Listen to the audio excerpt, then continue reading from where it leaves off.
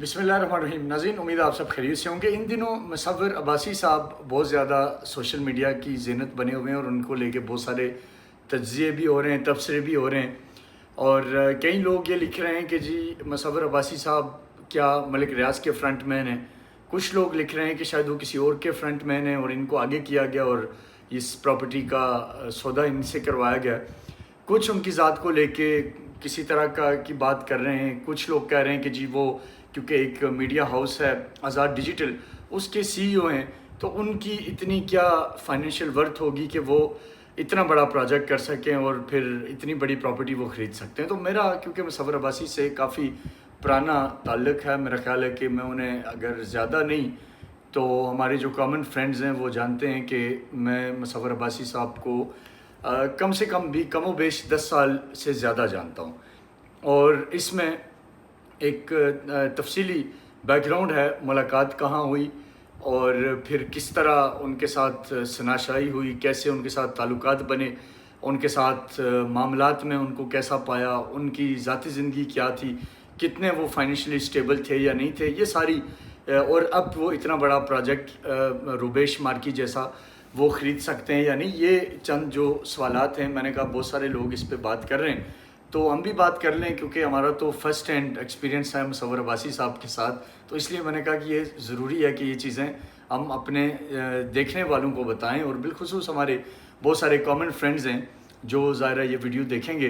तो वो ज़रूरी समझें। तो इसमें कमेंट्स भी कर लें कि मेरी बात में कहीं कोई गलती हो, मैं कोई ऐसी बात कह रहा हूँ जो हक़ाइक़ के बरख़िलाफ़ हो, तो वो लोग जो हमारे बिल्कुल साथ साथ चले उन लोगों को भी बहरहाल इन चीज़ों का अंदाज़ा है। तो इसलिए मैं स्टार्ट करता हूँ कि मुसव्विर अब्बासी साहब से पहली जो मुलाकात हुई, अब क्योंकि वो ज़ाहिर बहुत ज़्यादा वायरल फेमस हुए हैं, तो लेकिन हमारी मुलाकात पहली हुई, मुझे याद है कि अल्लाह ताला मग़फ़िरत फ़रमाए जनरल हमीद गुल साहब को, उनके जनरल साहब के फ़र्जंद और तहरीक जवानान पाकिस्तान के चेयरमैन अब्दुल्ला हमीद गुल साहब, जो कि एक मारूफ़, आपको पता है कि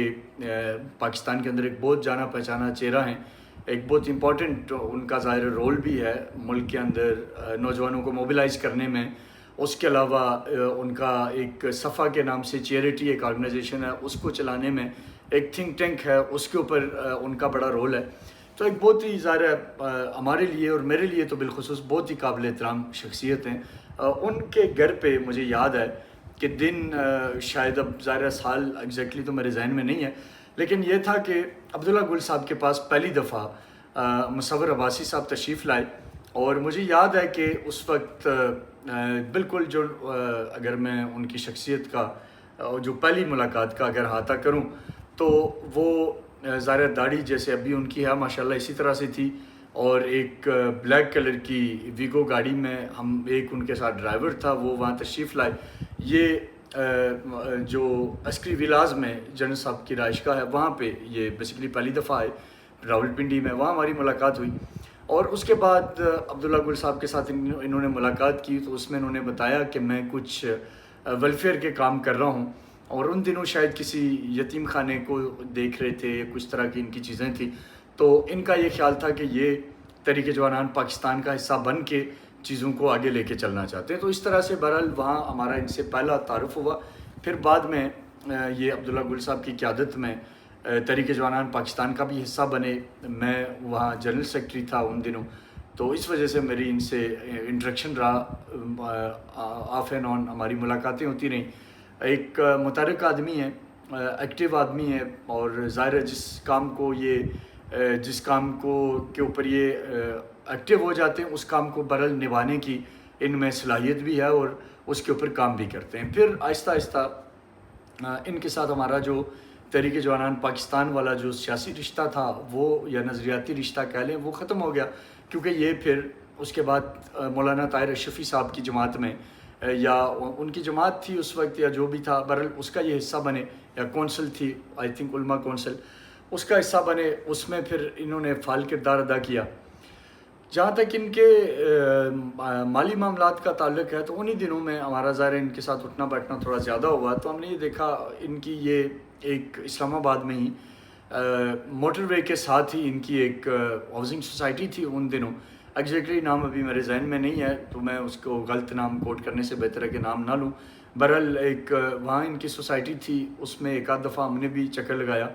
اور ایک چیز جو میں نے مصور عباسی صاحب کے اندر دیکھی کہ بڑے ڈیڈیکیشن کے ساتھ بہرحال یہ اپنی سوسائٹی کے لیے بھی بڑا کام کر رہے تھے. اس میں ٹھیک ہے ان کے ساتھ اور بھی پارٹنرز ہوئے ہوں گے, ایک بڑا پروجیکٹ تھا, اس میں لازماً اس میں کئی ایسے اپ اینڈ ڈاؤن, اور بزنس کے اندر یہ چیزیں تو اپنی جگہ ہوتی ہیں, لیکن ایک بات جو تھی کہ اس سوسائٹی کو سکسیسفل بنانے میں انہوں نے بڑا اپنا بہرحال کردار ادا کیا. پھر آپ کو یاد ہوگا کہ اردغل غازی ایک بڑا فیمس ڈرامہ ترک سیریز جب وائرل ہوئی پوری دنیا میں, تو پاکستان میں اس کے ایکٹرز کو پہلی دفعہ پاکستان لانے والوں میں بھی مصور عباسی صاحب بھی تھے, جنہوں نے یہ ترکی گئے, ترکی جا کے ان کے ساتھ معاہدے کیے, ان کو جیسے بھی لایا لیکن ان کو پاکستان لے کے آئے اور ایک سافٹ امیج انہوں نے پاکستان کا دکھایا. گو کہ میرا ابھی عباسی صاحب سے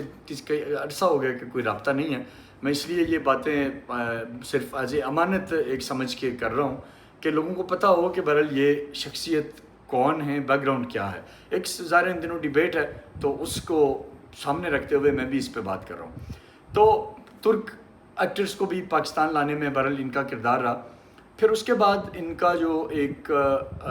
جو ٹرننگ پوائنٹ ہے میرا خیال ہے جہاں سے شاید ان کو فائنینشلی زیادہ اچھا بوسٹ ملا, وہ ان کی اسی سوسائٹی کی سکسیس تھی. اس میں پھر شاید ان کے ساتھ کچھ اور انویسٹرز نے ہاتھ ملایا, اور جو ان کی سوسائٹی تھی اس کو انہوں نے شاید اس کا رقبہ بڑھایا, اور اس میں کیونکہ کامن فرینڈ سے کبھی کبھی ہماری بات ہوتی تو ہمیں یہ پتہ لگتا کہ پروگریس کر رہے ہیں, ان کا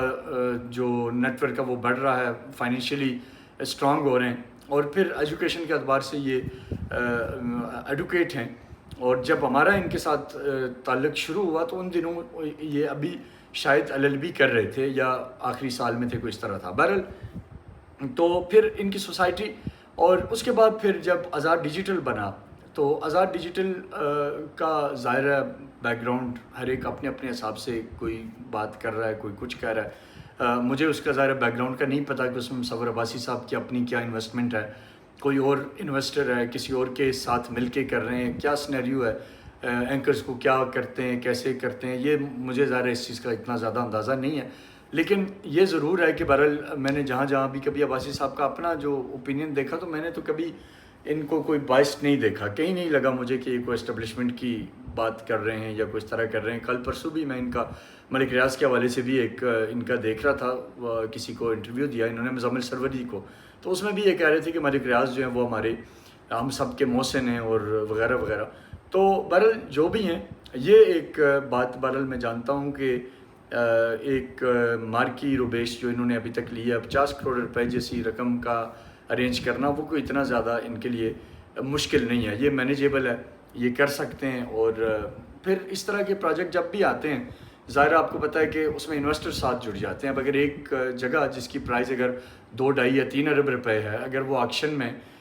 سستے داموں مل رہی ہے تو وہ تو میں بھی لینا چاہوں تو میں بھی لے لوں گا, میں بھی 10 اپنے دوستوں کو کہوں گا کہ یار یہ ایک پروفٹ والا بزنس ہے. تو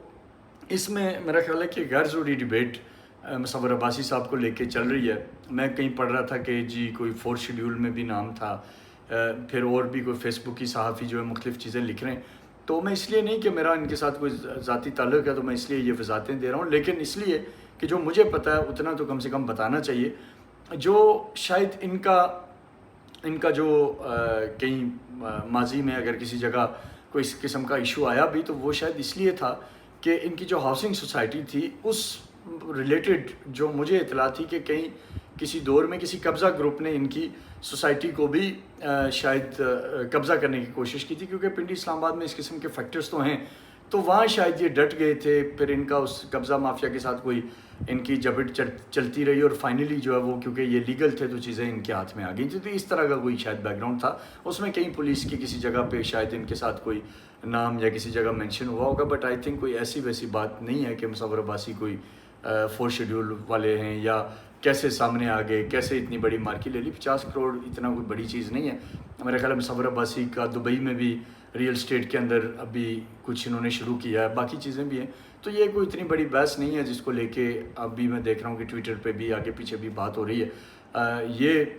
میرے پاس بھی کچھ اس کو لے کے انفارمیشن تھی، تو میں نے کہا کہ میں بھی آپ کو بتاؤں کہ روبیش مارکی کی بولی لگانے والے مصور عباسی کون ہیں. تو یہ بہرحال ہماری